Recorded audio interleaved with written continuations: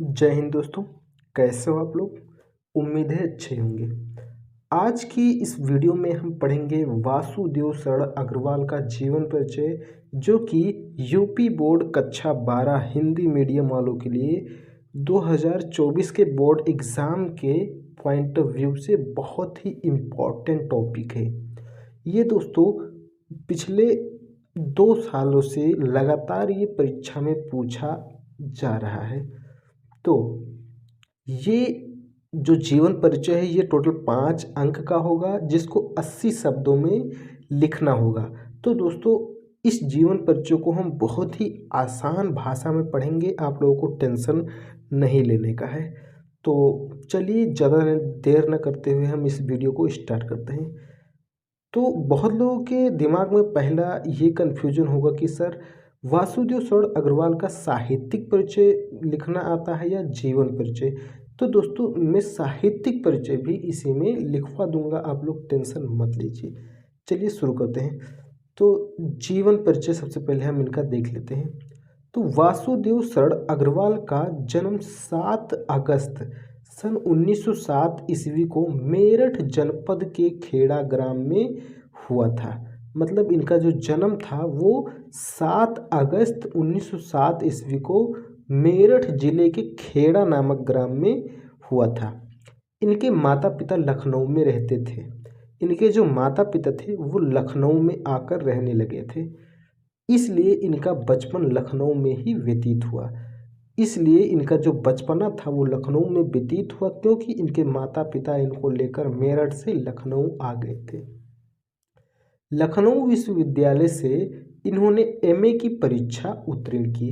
उसके बाद इन्होंने लखनऊ विश्वविद्यालय से एमए की परीक्षा को उत्तीर्ण किया और यहीं से इन्होंने पीएचडी व डीलिट की उपाधि प्राप्त कर ली। उसके बाद इन्होंने यहीं से पीएचडी और डीलिट की भी उपाधि प्राप्त कर ली। समझ में आ रहा है दोस्तों। उसके बाद इन्होंने बनारस हिंदू विश्वविद्यालय के पुरातत्व एवं प्राचीन इतिहास विभाग के अध्यक्ष यानी प्रोफेसर एवं आचार्य रहे हैं। जब इन्होंने पीएचडी व डीलिट की उपाधि प्राप्त कर ली, उसके बाद इन्होंने बनारस हिंदू विश्वविद्यालय, ध्यान से सुनिए दोस्तों, बनारस हिंदू विश्वविद्यालय के पुरातत्व एवं प्राचीन इतिहास यानी पुराने इतिहास विभाग के अध्यक्ष और आचार्य रहे हैं। अब आगे देखते हैं। हिंदी साहित्य के प्रसिद्ध लेखक डॉक्टर वासुदेव शरण अग्रवाल का निधन 1967 ईस्वी को हो गई। इनका जो निधन है वो 1967 ईस्वी को हो गया। अब इनका हो गया जीवन परिचय। अब हम देखते हैं इनका साहित्यिक परिचय। थोड़ा सा है, उसको भी आप अगर तैयार कर लेंगे तो आपको 5 नंबर पाने से कोई नहीं रोक सकता। अब इनका हम देखते हैं साहित्यिक परिचय। तो वासुदेव शरण अग्रवाल ने अपना सारा जीवन साहित्य के क्षेत्र में व्यतीत किया। इनके हृदय में साहित्य सेवा के प्रति अनमोल विचार थे।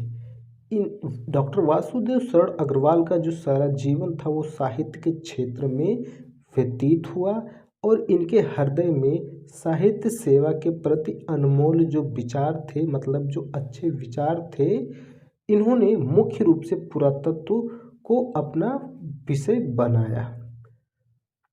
इन्होंने मुख्य रूप से पुरातत्व को अपना विषय बनाया और अपनी रचनाओं में संस्कृत और प्राचीन इतिहास का रूप प्रस्तुत किया। मतलब जब इन्होंने अपना पूरा समय पुरातत्व को दिया, यानी पुरातत्व को अपना मुख्य विषय बनाया, तब इन्होंने संस्कृत और प्राचीन इतिहास को ज़्यादा समय दिया। मतलब उसको ज़्यादा उसके ऊपर इन्होंने गहन अध्ययन किया और उसका रूप प्रस्तुत किया। तो इनका साहित्यिक परिचय भी हो गया। अब हम इनकी कुछ प्रमुख रचनाएं देख लेते हैं। तो इनकी प्रमुख रचनाएं है तो 6, लेकिन आपको 5 याद ही करनी है। अगर एक नहीं याद होता है कोई बात नहीं, लेकिन 5 आपको याद ही करनी है। जैसे पहला है पृथ्वी पुत्र। दूसरा है निबंध संग्रह, तीसरा है मातृभूमि और चौथा है कल्पवृक्ष, पांचवा है भारत की एकता और छठा है कला और संस्कृति। इसमें से अगर आप चाहें तो कला और संस्कृति नहीं भी याद करेंगे या फिर भारत की एकता नहीं भी याद करेंगे तो चलेगा, क्योंकि 5 रचना आपको लिखना ही लिखना है बोर्ड एग्जाम में। तो दोस्तों ये था आज का ये वीडियो में वासुदेव शरण अग्रवाल का जीवन परिचय।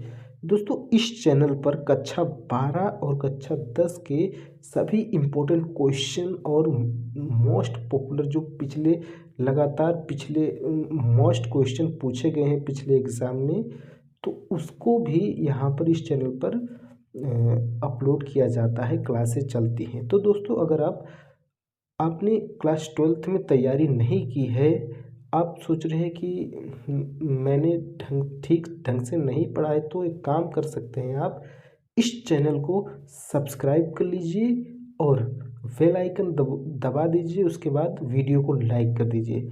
उसके बाद आपको कोई टेंशन नहीं लेना है, इस पे रोज़ मोस्ट इम्पॉर्टेंट टॉपिक की क्लासेस चलती हैं। आप बस उन क्लासों को अटेंड कीजिए। मैं 100% आपसे वादा करता हूँ कि आपको पास होने से कोई नहीं रोक सकता। तो मिलते हैं अगले एक नए टॉपिक में, तब तक के लिए जय हिंद।